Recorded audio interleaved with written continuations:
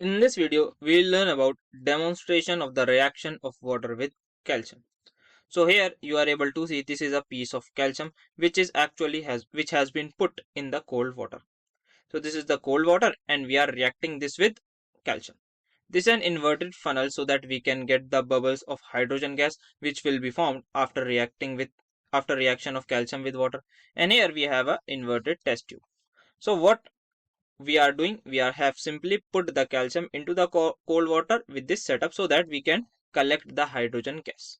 So here we will see the bubbles of hydrogen gas. So what we are going to observe while putting this setup, that calcium being heavier than water, whose density is 1.55 gram per centimeter cube, sinks in water. So as you are able to see that calcium is at the bottom of the container. The reaction is much less vigorous and comparatively smooth because calcium is less reactive than the alkali metals like sodium and potassium. Calcium doesn't catch fire since reaction is not much exothermic. Then the bubbles of hydrogen gas are evolved. Hydrogen gas can be collected as shown in the figure. So here we are able to see the collection of hydrogen gas. So the resulting solution turns milky, turbid and foam. It is because calcium, which is basically a solid, on reacting with water gives us calcium hydroxide in the aquaform and the hydrogen gas is being released. The turbidity is or the milkiness is due to the partially soluble calcium hydroxide. Means the calcium hydroxide is insoluble in water or partially soluble. It is not completely soluble in water. The solution is alkaline, means basic in nature, so it can turn red litmus solution or red litmus paper into blue. Then the less electropositive metals such as magnesium, aluminium, zinc and iron, they do not decompose cold water. For example, magnesium can react slowly with boiling water only, but it can react better with steam. Now, let's have a look on the reaction of magnesium with steam. So the procedure is simple. Arrange the apparatus as shown in the figure. This is the reaction of magnesium with steam. Here is a burner, here is a boiling water. Here the steam is basically going as the water is boiling. So obviously water vapors are being evolved. Then here a glass wool is there and the magnesium wire. So this magnesium wire is actually being reacting with the steam. And here is a burner. So this is the procedure and setup.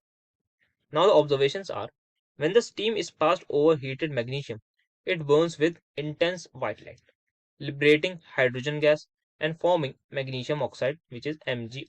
So the reaction is as magnesium on reacting with water gives us MgO and the hydrogen gas is being evolved.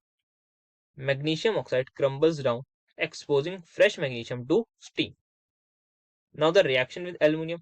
So aluminium doesn't decompose cold or boiling water. Aluminium reacts with steam, liberating hydrogen. So 2 aluminium on reacting with 3 waters gives us Al2O3, which is aluminium oxide, and the evolution of hydrogen gas happens. The coating of aluminium oxide formed on aluminium renders it inactive. So what exactly happens on reaction of aluminium with water? There is a protective layer of aluminium oxide has been formed, which actually prevents the further reaction of aluminium or further formation of aluminium metal. So however, when aluminium is heated to high temperature, this oxide coating breaks, exposing aluminium to further react with steam.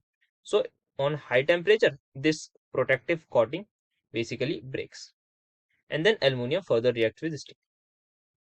Then reaction with zinc. Zinc is still less reactive. It liberates hydrogen from steam when it passes over hot zinc.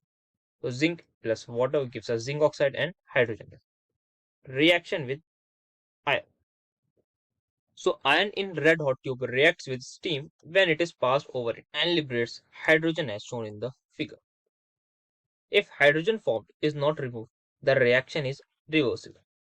So red hot iron, which is 3Fe, reacting with steam 4H2O, gives us Fe3O4, which is ferric oxide, and the hydrogen gas is being evolved. This is the complete setup for the reaction of iron with steam. Metals like copper, gold, silver, and platinum, they do not decompose water or steam to give hydrogen. Simply means they don't react with water as they are very much less reactive in nature. I hope it is clear to you. Thank you.